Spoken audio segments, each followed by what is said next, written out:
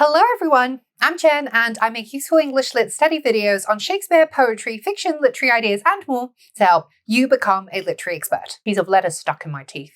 So if this sounds like what you need, then make sure you hit the subscribe button below so you never miss out on my future weekly videos. Following my previous video on T.S. Eliot's essay, Tradition and the Individual Talent, in this video today we are looking at Roland Barthes' essay, The Death of the Author, published in 1967, which is probably one of the most iconic works of 20th century literary theory. Perhaps you have heard of the phrase intentional fallacy, which is the idea that the author's supposed intentions are irrelevant to our understanding of their writing, and it's not as if we'll ever truly know what they had intended anyway. Now, despite Eliot and Barthes coming from very separate literary movements, Eliot being an early 20th century transatlantic, classically trained modernist, and Barthes being a mid-20th century French structuralist, it's interesting to compare their essays, because while both critics argue that there is a need to consider factors beyond the authors themselves when reading a text for meaning, Eliot sees the main locus of meaning-making to be the grand forces of history, literature, and cultural heritage, i.e. the centuries of canonical works by an author's literary forebears, whereas Roland Barthes locates it in what he calls the author's future, i.e. the many readers who have yet to encounter the author's text, but once they do, will bring their own unique consciousness to the interpretative process. So at this point in time today, which is about, 60 plus years after the publication of this death essay, Barthes' argument isn't actually groundbreaking stuff at all, if it's not altogether become quite cliched and overhashed in literary discussions, because the essence of this message is simply that the meaning of a text should be largely determined by the reader, not the author, and that once the author has released their writing into the world by setting down their ideas on the page, their personhood should be untethered from and irrelevant to the reader's interaction with the text. So the way Barthes sees it is that the text becomes a separate entity, and the power to decide what the text means should rest entirely with the reader, not the author. Now, if you've watched my video on the 3 key approaches to literary criticism, you know that Barthes' stance is quite similar to the nature of something like close reading. And since close reading has by now become and continue to be one of the most widely adopted ways of reading literature, anyone reading Barthes' essay for the first time today is probably not going to find his message to be hugely innovative. However, that doesn't mean that there isn't any value in us revisiting this essay. And in fact, what I want us to do today is look at it from a slightly different angle. Instead of summarizing what Barthes is saying, we're going to consider the significance and relevance of Barthes' essay today, right? Including the way he wrote this essay. What is it that continues to make his essay so influential and valuable, despite the rather pedestrian and cliched nature of his message? And is there something we can actually learn from the way Barthes communicates and writes this essay? Is it helpful or even possible for a reader not to consider, or at least acknowledge, the identity and intentions behind the text? So anyway, with all of those questions, we're going to dive straight into our reading of this essay. Sit tight. These letters still stuck in my teeth. Damn.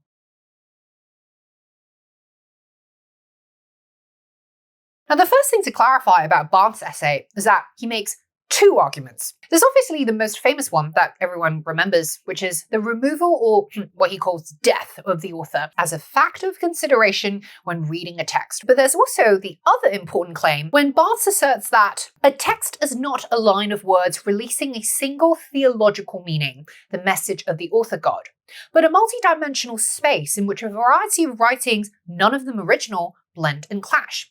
The text is a tissue of quotations drawn from the innumerable centers of cultures. Now, this second claim is reminiscent of Eliot's insistence on tradition as a major source of literary inspiration. But rather than focusing on past history, Barthes' emphasis is more on intersecting cultures through time. This also points to the idea of intertextuality, which is the idea that one single text is actually also a tapestry of many other texts and written materials, whether explicitly incorporated as quotations or implicitly alluded to as references. But here's the irony. If we were to juxtapose Barthes' 2 claims, perhaps we'll notice a contradiction at the heart of his author is dead argument, because the author themselves is inevitably part of those innumerable centers of culture, as someone whose own mind would have been formed from consistent daily interaction with their immediate cultural surroundings, and vice versa, because these authors also, through their sheer act of writing materials, concurrently adding to the fabric of that very same cultural tissue that they are immersed in. By the way, guys, if you find this video helpful so far, I'd massively appreciate it if you could hit the thumbs up button below and subscribe to my channel so that you don't miss out on any of my top grade lit study content going forward. I'd also encourage you to check out my membership program by clicking the join button below if you want exclusive access to members only study content and make special video requests. I'll see you there. So what this means is that the author, by nature of being a product of their broader culture, they can never really be completely absent from the interpretative orbit of the text, nor should they be, right? If Barthes's claim is that every text is simply a compendium of broader cultural influences. So instead of killing off the author's traces altogether from our reading of a text, perhaps it's more about meeting in the middle ground, where we're not turning a literary text into some scavenger hunt for the motivations behind the act of authorship, because that, of course, then also narrows down the range of possible interpretations of a text. As Barthes points out in somewhat absolutist terms, to give a text an author is to impose a limit on the text and to furnish it with a final signified to close the writing.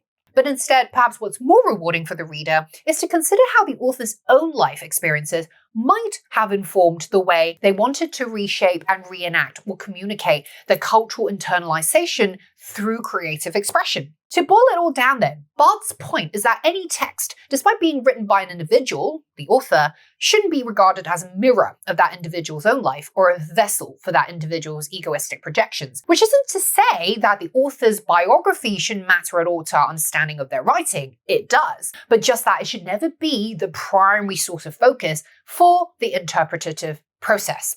Now, while this is a fair claim, I think, maybe it doesn't take into consideration certain genres like confessional poetry or semi-autobiographical fiction, right? Such as the poetry of people like Sylvia Plath and the writings of Maya Angelou. It would be hard to imagine, for example, reading a poem like Daddy, which I have a video on that you could watch here, or the book I Know Why the Caged Bird Sings by Angelou in a rewarding way without at least considering the impact of both authors' childhood experiences, family dynamics, personal traumas, etc. So even if Barthes does have a point, we'd be doing ourselves a massive disservice and missing out on the possible depths of interpretation if we were to apply this idea of intentional fallacy to every single genre under the sun.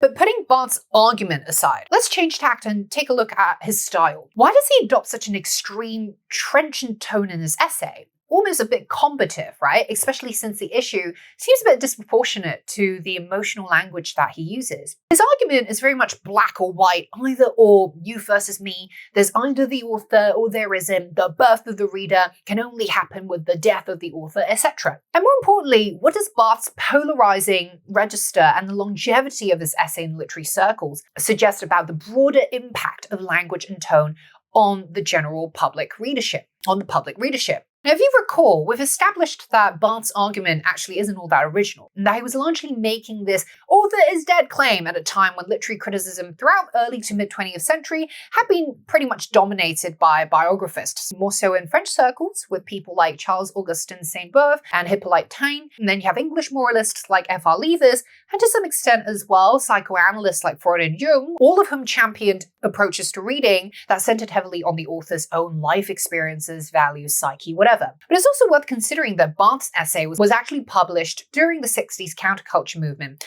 which obviously contained rebellious energies that permeated all modes of thought. So that matches with the anti-establishment sentiment in this tract-like piece of writing. In a way, there's actually something similar about the context of the reactionary spirit in both Eliot and Barthes' essays. Eliot was reacting against romanticist egoism, whereas Barthes was against what he saw as the authoritarian, likewise egoistic shadow of the author god, which brings to mind those World War II totalitarian dictators whose cruel egomania Barthes had witnessed, albeit from a distance, as his tuberculosis had preempted him from World War II conscription. Perhaps this is why Barthes' power back to the reader or the people message resonated so deeply with his own contemporary readership, and the politicization of the issue perhaps in part contributed to the success and canonical status of this essay in the literary field thereafter. Apart from hitting the timing jackpot though, there's perhaps something about the way Barthes frames this issue in this polarizing, combative manner that also tells us something universal about the reader or the audience's psyche. And that is this: a message doesn't always have to be too insightful, deep, or original in order for it to win over hearts or convince minds. But it does have to be passionately, assertively, and sometimes even forcefully communicated, even if it comes across a bit hyperbolic or histrionic, and even if the issue is being politicized in a way that's arguably out of context and beyond proportion. So immediately, populist politicians today like Donald Trump, Jair Bolsonaro, and Bernie Sanders might come to mind, who all to some extent embody this Barthesian spirit with their often controversial, loud, but not always reasonable claims about various cultural and socioeconomic issues that most people wouldn't pay attention to had it not been for the use of politicized rhetoric around them. Say something like fracking, Roe versus Wade, or incarceration rates, right? So in a similar vein, the topic of what sources of influence to consider when understanding a text is really quite dry.